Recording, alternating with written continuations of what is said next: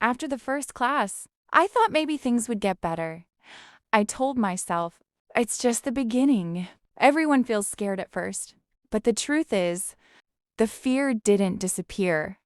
It followed me through the first semester. That semester, I studied many subjects: reading and writing, listening and speaking, grammar, and pronunciation. Every time I went to class, it felt like I was going to a battle. Not a normal class. A battle with fear. A battle with myself. Before every lesson, my stomach felt tight. My heart beat faster. My mind was full of worries. What if I'm called? What if I don't understand? What if everyone notices how bad I am? Going to university every day felt exhausting. At night, when everything became quiet, I called my father. I tried to sound calm, but my voice always broke. I cried on the phone and told him everything. I told him how scared I was, how lost I felt, how English felt too big for me. I said, "Dad, I don't think I can do this." My father listened quietly. Then he said only one sentence. "You chose this path. Now you have to follow it." In Vietnamese, he said something like, "You've thrown the spear? You must chase it." No comfort, no long advice, just reality. After that call, I lay in bed, staring at the ceiling. I felt tired. I felt weak, but I kept going. However, instead of facing English, I started running away from it. I found something else that made me feel good. Design.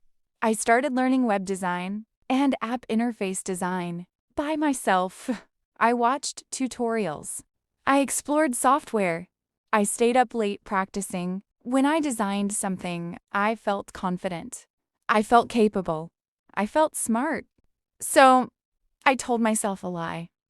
I thought, maybe English doesn't have to be my main thing. Maybe I can learn English just enough to support my real job, design. That thought made me feel safe.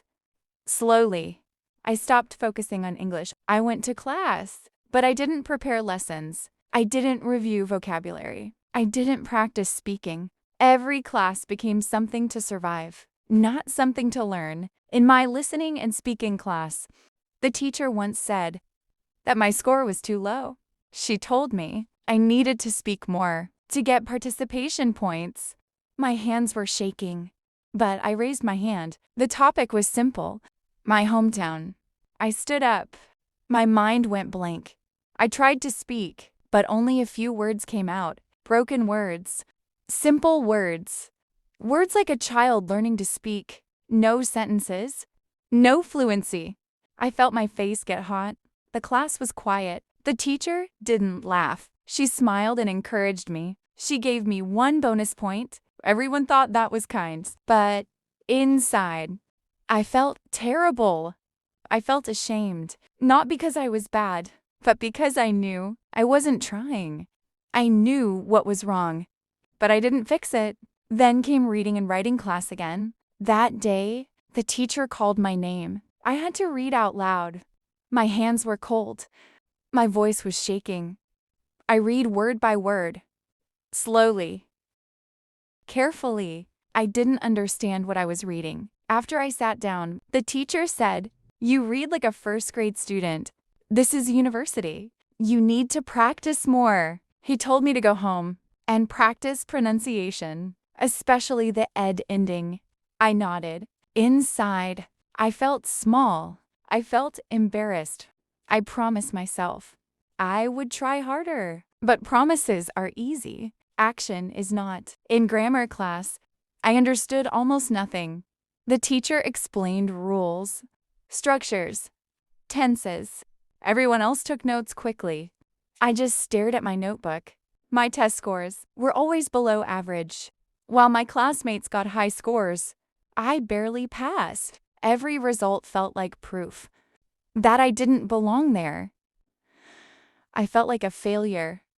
And still, instead of focusing, I escaped. I spent more time on design, more time avoiding English, more time pretending that everything was fine. I knew I was wrong, but knowing and doing are very different things. That semester, I wasn't fighting English.